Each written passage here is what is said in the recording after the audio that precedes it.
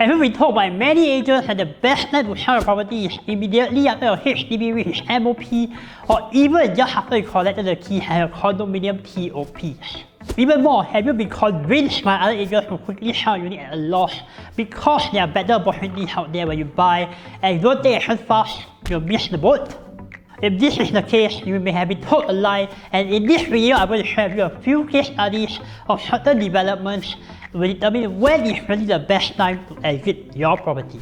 Hi guys, I'm Rodney here, a realtor in Southern Singapore and part of JNA Real Estate in PropNext. My team and I have sold over 1,688 homes in the last 2 years, and we have also helped countless investors in Singapore secure undervalued homes that have seen over 100% retail equity in a very short time. If you do have any real estate queries, you can contact me and my information down below. Now let's get on with the video. Let's go! As a homeowner, have you always wondered when is the right time to sell a property? Do you fear that you might sell your property too early and see your neighbor make twice the profits just a few months later? Or perhaps you feel that you might have missed the boat entirely as the market is slowly shifting into a downturn? In this video, I'm going to break it down for you step by step on how to analyze the perfect timing in exiting your property.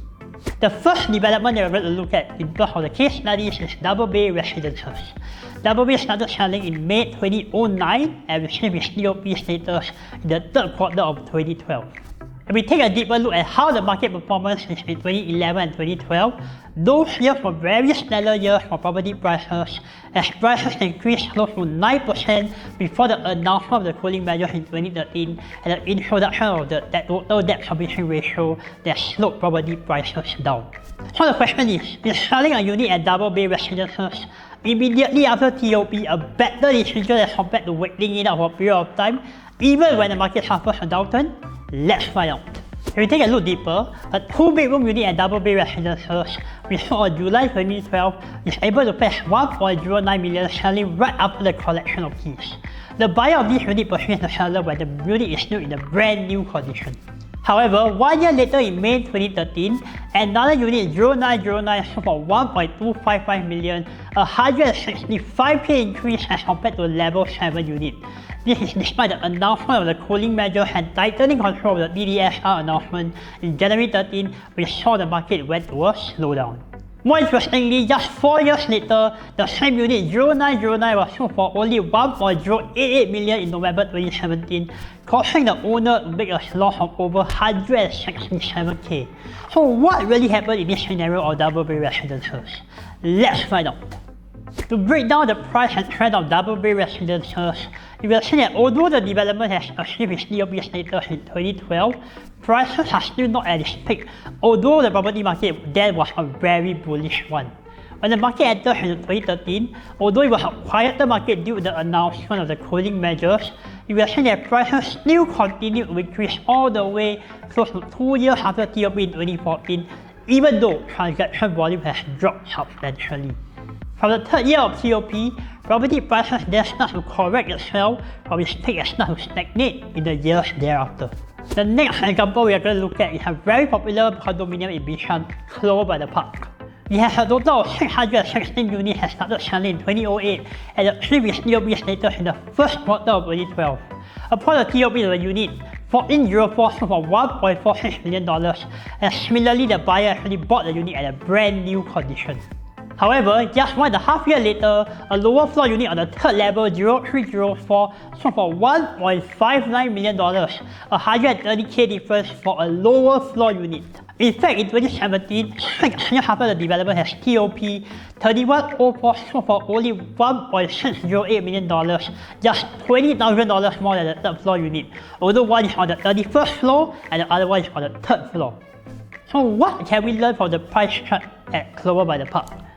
So when we look at the price chart carefully, we are seeing that Clover by the Park prices actually peaked only 1.5 years to 2 years after the development has achieved its TOP and not immediately after TOP. Similarly to Double Bay Residences, once the prices have peaked, the development will then see a correction in the next few years before the property prices start to stagnate. This trend is not only seen in past developments but also recent developments as well. For example, Whistler Grand, a CDL development with TOP in the second quarter of 2022, shows a very similar pattern. For example, upon key collection, a 4-bedroom unit at 1502 sold for $2.08 million. But at the start of this year, a level 27 unit on the same spec sold for $280,000 more. So what can we learn from these case studies? So if your agent will tell you that the best time to sell your property is right after key collection and upon TOP, you might want to rethink their advice, as that may not necessarily be the case. In fact, based on our past case studies, the best time to sell a property is ideally 12 to 24 months after the TOP of the development, and that is when prices will start to peak. Now, since we have discussed about private condominiums, let's discuss about executive condominiums. We have a 5 years MOP status. The first case study we're going to look at is Marina Residences. Marina Residences is an ESC that reached MOP status in September 2018 and is located in District 19. So let's have a look at how the development has performed since then. At the time of MOP, 2 units 0618 and 1518 were sold in September 2018 for $1.08 million respectively. These are the first 2 units that were sold after the development achieved its MOP status, and just slightly less than a year later, their neighbor 0818 sold for $48K more at $1.128 million. If we were to include the opportunity cost of rental which a unit will be able to get when they sold a year later, the total opportunity cost will actually end up to be about $100K in total. As in the case of Temporary Trillion with MOP in the Q2 of 2020, we can see a very similar trend as well. On 1st September 2020, a few months after the EC actually MOP, a 3-bedroom unit 0435 was transacted at $1.125 million, and just fast forward 1 year later, the ground floor level of the same spec 0135 transacted for $275K more.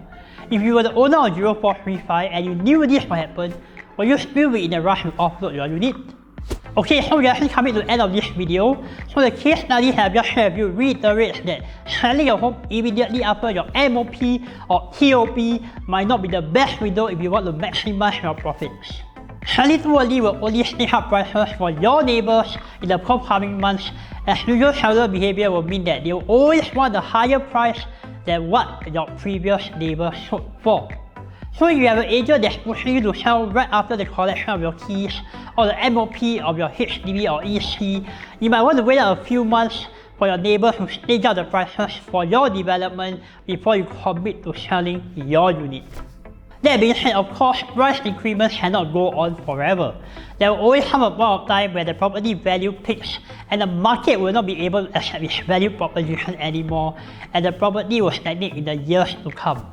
So based on studies of the several developments, the prices of development will start to peak 12 to 24 months after the TOP and MOP of the developments, and that applies to HDBs as well.